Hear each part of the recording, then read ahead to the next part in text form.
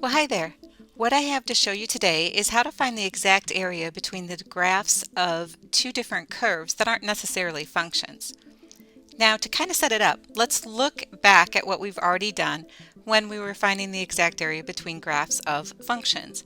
So over on the right down below, I've written up, just graphed a picture of what we have seen before when we were finding the area between two curves that are functions and they don't intertwine, meaning they don't like loop back and forth across each other.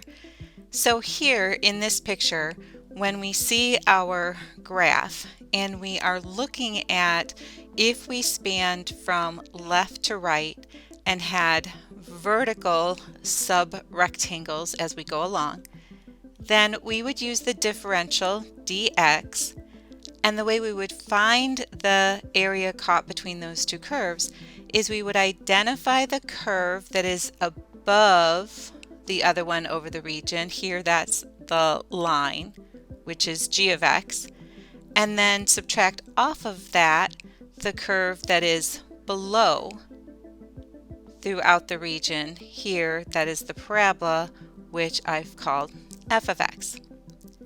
And then we would find our endpoints of integration by the x-coordinate of the leftmost point that they intersect at and the upper limit of integration to be the x-coordinate of the rightmost point that they intersect at if they didn't give me an interval. Certainly if they gave me an interval, then I would do the endpoints of the interval for my integration. But if I look at the problem that we're asked to do in this segment, find the exact area between the graphs of x equal y squared minus 4, well, that y squared minus 4 is the parabola that's opening to the right, and x equal negative 2y minus 1. Well, that's just the line that we've graphed here. And if I try to look at using my subrectangles vertical like before and going across the region from left to right, I see as I start, it's the top of the parabola is the top of my vertical line, or my vertical subrectangle. The bottom of the parabola is the bottom, and then I get to this point where then it's the line on top and the lower branch of the parabola on the bottom. And while that's not impossible to do, it's really not very advantageous for us, and it's harder to work with that way. So what we want to do is, if we recognize that it's just not to our advantage to think of it in that way, what if we ran our subrectangles horizontally and scanned from the bottom of the region to the top of the region? So starting at the bottom of this region, running them horizontally, I see that as I draw these, there is consistency of one of the curves is always on the right edge of the region. Here on the right edge of the region is that line. And then the other curve is always to the left edge of that region. And I wanted to change that color. As we go. So I want to run my subrectangles horizontally. I get more of a unified idea there. And if I run them horizontally, that's using the differential dy. Also, when I use the differential dy, the endpoints of my integration have to be the lower coordinate,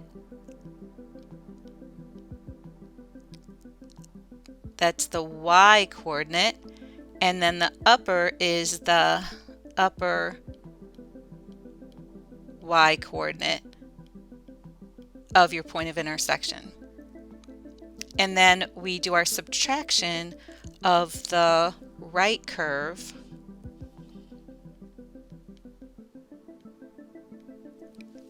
minus the left curve. Some questions can actually be done either way. You'll still get the same answer. Some you'll find one way is just much more beneficial than the other, as is in this case. Now when we do this with the subtraction and it's the differential of dy, we've used the y coordinates, I need to also make sure that these are expression in y's. Your variable expressions have to have the same variable as your differential when you're doing these problems. So now when I look at setting this up, one of the first things I need to do is find my points of intersection. And I want the y coordinates of this lower point of intersection and this higher point of intersection. So with our equations, since x is equal to y squared minus 4 and x is equal to negative 2y minus 1, I'll just take out the x and put in the negative 2y minus 1 and set that equal to y squared minus 4. And it's quadratic, so we're going to take everything on one side set equal to 0. Then factoring y squared plus 2y minus 3, that's y plus 3, y minus 1. And then setting each factor equal to 0.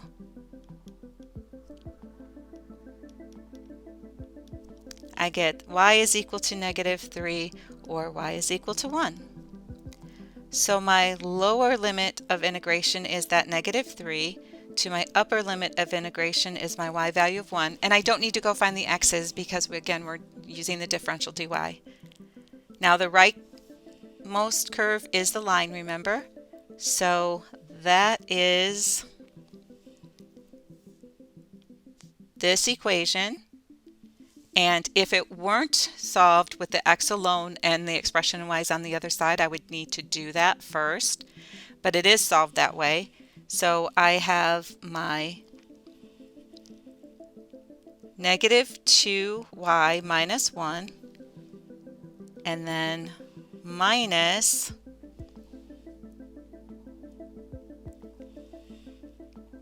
the parentheses, and for the blue, that's the parabola, and it has x equal, so it's solved for x in terms of y squared minus 4.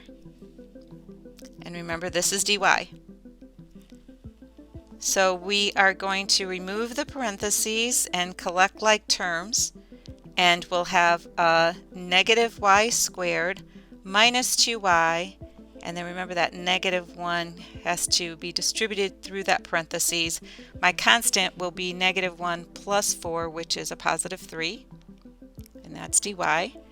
Integrating, that's negative 1/3 y cubed minus, well, I'm going to have y squared and I'm going to divide by 2, and that'll remove that 2 that we have there.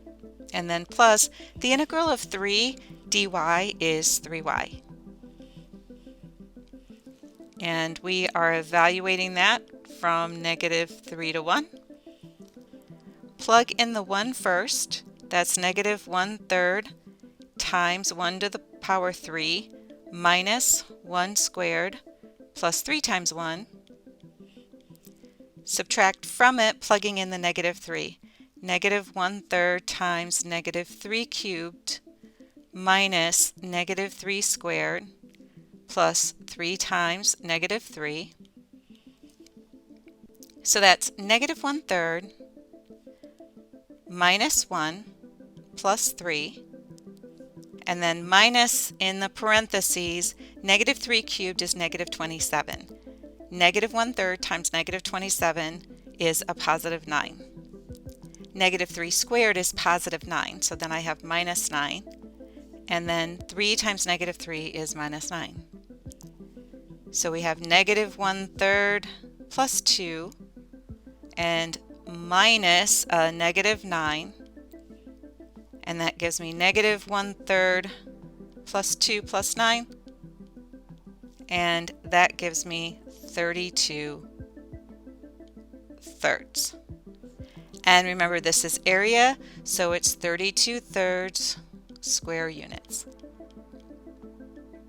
And that is how you find the area between graphs where it's better to do horizontal subrectangles instead of vertical subrectangles. So we are working with the differential dy and our expressions in y instead of dx and expressions in x.